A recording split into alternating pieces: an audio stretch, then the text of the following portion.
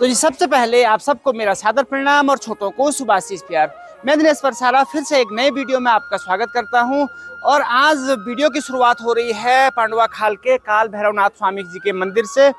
और आज हमारे ये सारे कक्षा 10 के बच्चे हमारे विद्यालय के जो कि आज जा रहे हैं भैरवनाथ स्वामी जी के मंदिर में, जो कि यहाँ से 3 से 4 किलोमीटर ऊपर पहाड़ी पर है। और देवली जी हमारे यहाँ पे अभी पूजा पाठ कर रहे हैं, क्योंकि भैरवनाथ स्वामी जी के मंदिर में जाने से पूर्व काल भैरवनाथ स्वामी जी के यहाँ पे पूजा अर्चना आवश्यक होती है और तभी भैरवनाथ स्वामी जी की पूजा स्वीकार्य होती है उनके द्वारा। तो भैरवगढ़ी मंदिर की यात्रा शुरू होती है पांडवा खाल से। और पांडवा खाल जो स्थान है ये चमोली और अल्मोड़ा की सीमा पर बसा है, यानी जो ये वाला क्षेत्र है ये चमोली का क्षेत्र है। और अगर इधर से हम यहाँ पे आए तो यहाँ पर से हमें अल्मोड़ा का क्षेत्र या कुमाऊं का प्रवेश द्वार आप कह सकते हैं इसे, और यहीं पर से कुमाऊं क्षेत्र प्रारंभ हो जाता है। 2 से 3 किलोमीटर की यात्रा के बाद हम पहुँचेंगे भैरवनाथ स्वामी जी के मंदिर में। और हमारे साथ चलने वाले हैं आज देवली जी भी जा रहे हैं। तो चलिए करते हैं हम यात्रा को प्रारंभ।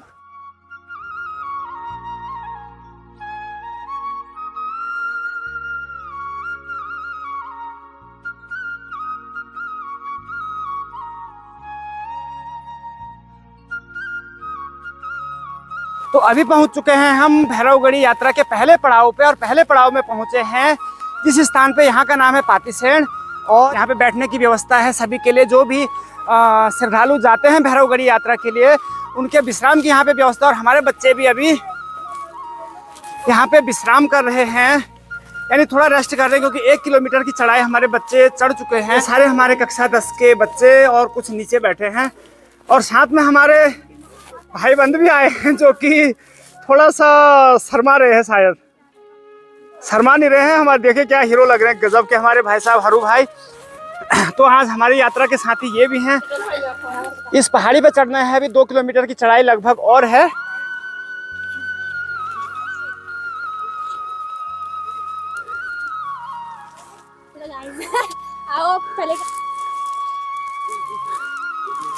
तो देवली जी भी मठो मठो करके आ रहे हैं पीछे से। और बॉयज आप लोग पीछे की ओर रह गए, जल्दी आओ भाग के आ जाओ। और जब भैरवनाथ स्वामी के मंदिर की यात्रा पे रहते हैं तो ऐसे बहुत से छोटे छोटे मंदिर मिलते हैं, बहुत से छोटे छोटे थान मिलते हैं जिनमें की पूजा अर्चना करनी आवश्यक होती है, क्योंकि ये भी भैरवनाथ स्वामी के गण के रूप में इन्हें पूजा जाता है। तो 3 या 4 जगहों में ऐसे छोटे छोटे थान मिल जाएंगे। और यहीं पे एक थान में अभी हमारे देवली जी जरा पूजा पाठ कर रहे हैं।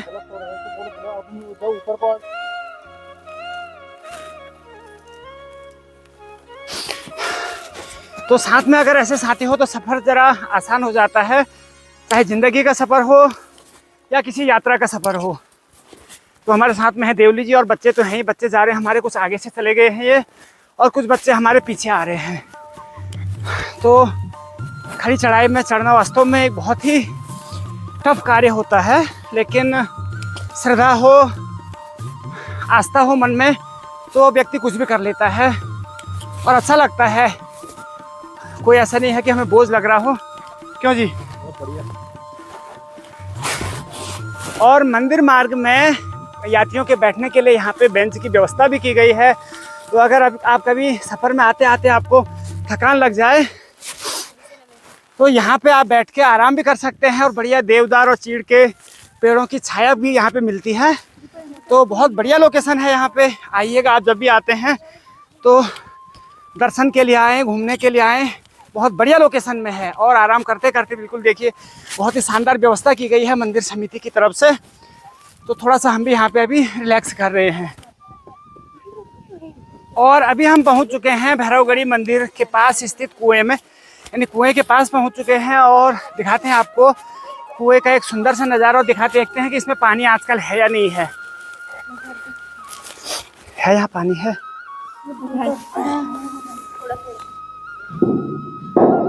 आ जाओ आराम से। उस तरफ है पानी। तो इस कुआं को बुलोन कुआं के नाम से जाना जाता है इसका नाम, क्योंकि यहाँ अगर आप कोई आवाज़ लगाओ तो ऐसा लगता है कि अंदर से आवाज़ वापस पलट के आती है। और पहले 12 मास यानी साल भर इसमें पानी रहा करता था, लेकिन अभी क्योंकि बारिश भी कम हो रही है और भी कुछ कारण होंगे जिस कारण से कि अब यहाँ पे पानी दिसंबर जनवरी के बाद कम होना शुरू हो जाता है। तो फिलहाल इसमें थोड़ा सा पानी, हमारे बच्चों ने थोड़ा पानी निकाल लिया है और यहाँ से अभी मुँह हाथ धो के 100 मीटर ऊपर है मंदिर, तो अब चलेंगे हम सीधे मंदिर के लिए। तो ये भगवान भैरवनाथ स्वामी की कृपा है कि इतनी ऊंचाई, इतनी हाइट में होने के बाद भी यहाँ पानी पर्याप्त मात्रा में मिलता है, इसलिए यहाँ पे जो भी भक्तजन आते हैं पूजा अर्चना जरूर करते हैं यहाँ पे। तो हमने भी यहाँ पे अगरबत्ती जला दी है भगवान भैरवनाथ स्वामी जी के नाम से, क्योंकि रास्ते में आप जहाँ भी जाएंगे भैरवनाथ स्वामी जी के नाम से ही पूजा अर्चना करेंगे। तो यहाँ पे हमने कर दिया, आप चलते हैं मुख्य मंदिर में। अब भी कर लो पूजा।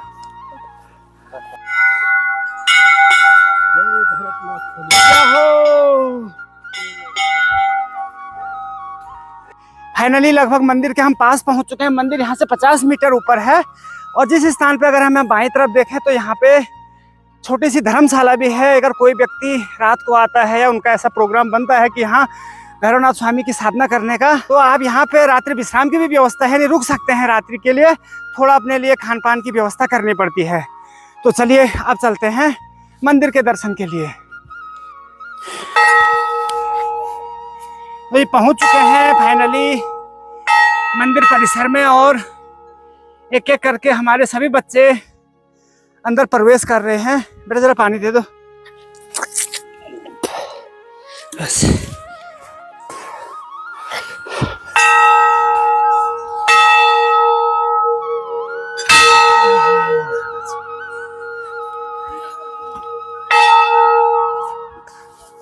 तो ये पहुंच चुके हैं हम भैरवनाथ स्वामी जी के मंदिर में और यहाँ आके जो सुकून मिलता है ना वो कहीं और नहीं। इतनी थकान के बाद, इतनी भागम भाग के बाद यहाँ पहुँचे और यहाँ आके बिल्कुल ऐसी तसल्ली मिली है कि ये भगवान की ही माया है कि यहाँ आते आते मन प्रसन्न हो जाता है और खुद ब खुद कदम उठते हैं यहाँ आने के लिए। इस स्थान में भैरवनाथ स्वामी जी का मंदिर है।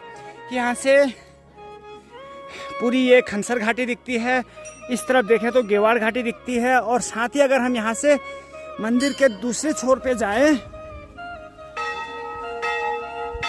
अगर इस तरफ देखें तो ये पूरा लोहवा घाटी का क्षेत्र है।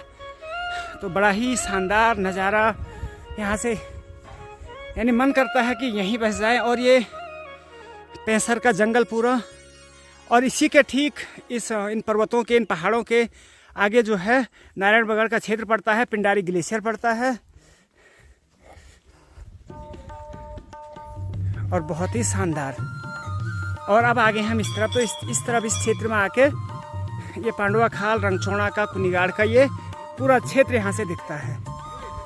तो अगर आप यहाँ पहुँच गए, मंदिर परिसर में पहुँच गए, तो यहाँ से आपकी दूर दूर तक नज़र जाती है।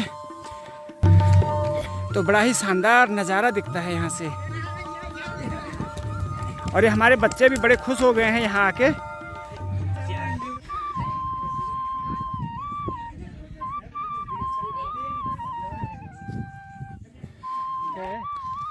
इसमें कोई शक नहीं है कि मंदिर में पूरे क्षेत्रवासियों की आस्था है और इसका प्रमाण है यहाँ पे बंधे हुए ये मन्नत के धागे और टंगी हुई मंदिर में घंटियाँ, जिनकी की इतनी संख्या है कि इनको गिनना भी असंभव सा लगता है। और मन्नतें इतनी बंधी है कि आप अगर इनको देखेंगे तो आपका भी मन करेगा कि अपने लिए भी एक मन्नत मांगे। तो ये भैरवनाथ स्वामी की ही कृपा है, लोगों की इनमें इतनी आस्था है कि यहाँ आपको ये जहाँ देखेंगे वहाँ लोगों की मन्नतें बंधी हुई है।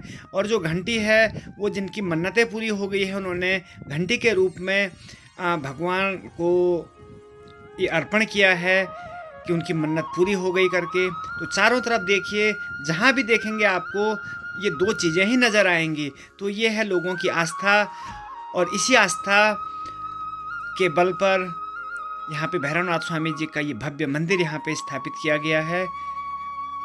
तो आप भी आइएगा कभी यहाँ दर्शन करने ज़रूर।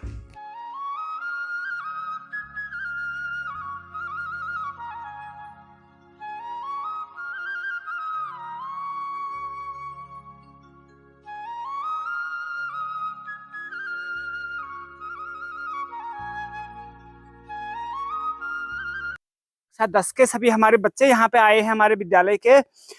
किस लिए आए हैं? मन्नत मांगने के लिए आए हैं ना, भगवान से मन्नत मांगने के लिए आए हैं, लेकिन भगवान भैरवनाथ स्वामी जी से। लेकिन उससे पहले हमें भगवान में यहाँ पे हमें ये मालूम होना चाहिए कि मंदिर में आखिर आस्था का इतना बड़ा केंद्र आखिर ये है क्यों, किस कारण से भगवान भैरवनाथ स्वामी जी की इतनी यहाँ पे पूजा अर्चना की जाती है और किस कारण से उनकी यहाँ पे स्थापना की गई है। तो बेटा इसके बारे में बहुत सारी कथाएं प्रचलन में हैं, जिसमें से कि एक कथा हमारे बुजुर्गों ने, हमारे जो पुराने लोग हैं उन्होंने हमें बताई है और आज हम अपने बच्चों को बता रहे हैं। हो सकता है कभी यही कहानी आप किसी अपने छोटों को सुनाएं। तो बेटा जो ये मंदिर है हमारा, ये बड़ा ऐतिहासिक मंदिर रहा है। अभी ये मंदिर देख रहे हैं, इस मंदिर का निर्माण तो 15 से 20 साल पूर्व हुआ है, लेकिन ये जो मुख्य मंदिर है इसका गर्भगृह जो जहाँ पे कि भैरवनाथ स्वामी जी की मूर्ति की स्थापना आपने देखा होगा कि वो पहले से है ना, उस पर कोई छेड़खानी नहीं की है, वो पहले भी वैसा ही था, आज भी वैसा ही है। तो पहले बताते हैं कि ये पहले यहाँ पे इतनी समतल जगह नहीं थी, इसको तो लोगों ने, क्षेत्रीय लोगों ने इसकी व्यवस्था की और उसके पहले एक टापू के रूप में था ये। तो बेटा इसके बारे में जो कथा प्रचलन में है, कहते हैं कि आज से 300 से 400 साल पहले की बात है। ये हमारे पूरे क्षेत्र में जो इस भैरवनाथ स्वामी जी के यानी जो लोबा घड़ी यहाँ पे क्षेत्र मंदिर है, तो इस क्षेत्र में क्या हुआ, जो आसपास के क्षेत्र बहुत बड़ा भीषण अकाल पड़ा, बारिश का नामो निशान नहीं था, लोग त्राहिमाम त्राहिमाम करने लगे, बहुत ही ज्यादा परेशान हो गए लोग। तब लोगों ने, क्योंकि बुद्धिजीवी लोग जैसे आज समाज में हमारे बड़े बड़े लोग ना, उस समय भी रहा करते होंगे, तो बेटा उस समय क्या हुआ, ये मंत्रणा की गई, सभी लोगों ने बैठ के मंत्रणा की कि आखिर किस प्रकार से इस समस्या का समाधान हो, क्योंकि जब कोई समस्या होती तो समाधान ढूंढा जाता है उसका। तो उस समय के जो हमारे लोग थे आज से 300 से 400 साल पहले, उन्होंने भी इसका समाधान ढूंढने का प्रयास किया और तब सबने ये निर्णय निकाला कि भैरवनाथ स्वामी जी ऐसे इष्ट देवता हैं जो कि जिस क्षेत्र में भी उनकी स्थापना होती है वहां वो धन धान्य से उस क्षेत्र को संपन्न कर देते हैं, वहां किसी प्रकार की आपदा नहीं आने देते हैं। तो लोगों ने कहा कि हम भी यहाँ भैरवनाथ स्वामी की स्थापना करेंगे। अब स्थापना कैसे करेंगे? स्थापना करने के लिए आपको कोई जड़, कोई मूल की आवश्यकता होती है। हम कोई पेड़ भी लगाते हैं ना, तो कहीं से बीजारोपण करते हैं कि अपना पेड़ उग जाएगा, बीज लाते हैं, कलम लगाते हैं, कोई टुकड़ा काट के लगाते हैं, तब नया पौधे का जन्म होता है। तो बच्चों वहां पर भी क्या हुआ, तो ये भैरवनाथ स्वामी जी का एक प्रसिद्ध मंदिर है पौड़ी गढ़वाल में, लंगूरगढ़ी एक स्थान है, वहां भी भैरवनाथ स्वामी जी का बहुत ही भव्य मंदिर है। तो उस मंदिर से ये मंत्रणा हुई, जब लोगों ने कहा कि हम भी अपने क्षेत्र में भैरवनाथ स्वामी जी की स्थापना करेंगे, तो कुछ लोग यहाँ से चले लंगूरगढ़ी पौड़ी गढ़वाल के लिए कि वहां से हम भैरवनाथ स्वामी जी की यात्रा करके उनकी स्थापना यहाँ करके यहाँ करने के लिए उन्हें लाएंगे वहां से।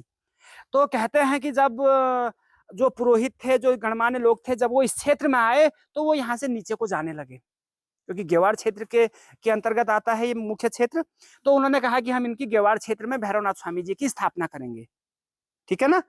लेकिन क्या हुआ, कहते हैं कि सिमलखेत के पास जो माता का मंदिर है, माता भगवती का मंदिर देखा है सिमलखेत में, जब वहां पे कोई ऐसी बात होगी कि वहां से आगे डोली बढ़ी ही नहीं, तो जब डोली नहीं बढ़ी तो उस समय देव कृपा भी ऐसी होती थी कि सबने इसकी वहां पे जो देवता के जो डंगरिये हुआ करते थे, जिन पे देवता अवतरित होता था, उनका वहां पे उनसे पूछा गया कि आखिर यहाँ पर से देवता आगे क्यों नहीं जा रहे हैं। तब देवता ने कहा कि मैं उस क्षेत्र में तो आ गया हूं जहां के लिए तुम मुझे स्थापना करने के लिए मेरी लाए हो। हम भी लाते हैं ना कि किसी अपने मामा मौकोट से देवता को लाते हैं ना, तो एक जगह में स्थापित करते हैं। तो देवता ने वही कहा कि मैं उस क्षेत्र में तो आ गया हूं, लेकिन तुम मुझे नीचे कहाँ ले जा रहे हो, मैं तो ऊपर चोटियों में रहने वाला देवता हूं। तब उनसे पूछा गया कि हे भगवान, हे भैरवनाथ स्वामी, आप किस स्थान में रहोगे। तब उन्होंने अपने संकेतों से या बताया, जिसपे भी देवता अवतरित हुआ उन्होंने इस स्थान का चयन किया और तब से इस स्थान पे लोहागढ़ी भैरवगढ़ी के नाम से ये स्थान प्रचलन में आया। और इसके आसपास आप देखते होंगे कि गोरखाओं के जमाने के बहुत सारे ऐसे किले भी हैं, तो वो किले का निर्माण भी किया गया जिसका कि कोई साक्ष्य नहीं है, कि उस पर स्टडी नहीं की गई है, लेकिन उस समय भी लोगों ने यहाँ अपना निवास स्थान बनाया। तो यह है मंदिर का मुख्य उद्देश्य। और तब से जब से यहाँ पे भैरवनाथ स्वामी जी की स्थापना हुई है, हमारे पूरे क्षेत्र में, चाहे वो खनसर क्षेत्र हो, चाहे लोहवा क्षेत्र हो, कुनिगार क्षेत्र हो या गेवाड़ क्षेत्र हो, सभी क्षेत्रों के इष्ट देवता के रूप में भैरवनाथ स्वामी जी को पूजा जाता है और इनकी भक्ति की जाती है। तो हम भी बोलेंगे, बोलिए भैरवनाथ स्वामी की, बोलिए भैरवनाथ स्वामी की। तो इसी जयकारे के साथ आप भी अपनी मन्नत मांगे और भगवान भैरवनाथ स्वामी से हम प्रार्थना करते हैं कि हमारे सभी बच्चों की मनोकामना पूरी करे। तो आप भी कहेंगे सर कुछ दो शब्द? तो मेरी सभी बच्चों को बहुत बहुत शुभकामनाएं और भगवान भैरवनाथ से प्रार्थना है कि आप अच्छे अंकों से पास होंगे और अपने अच्छे भविष्य की ओर अग्रसर होंगे। और अब हमारे देवली जी हमारे इन प्यारे नन्हे मुन्ने बच्चों को भूख भी लग गई होगी, तो इनके लिए प्रसाद वितरित कर रहे हैं। तो बेटा सब में वितरित कर दो, एक एक बांट दो सबको।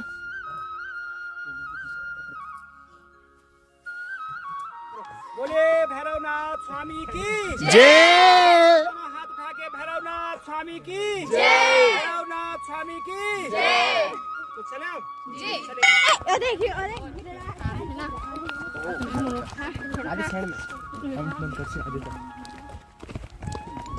बम बम भोले।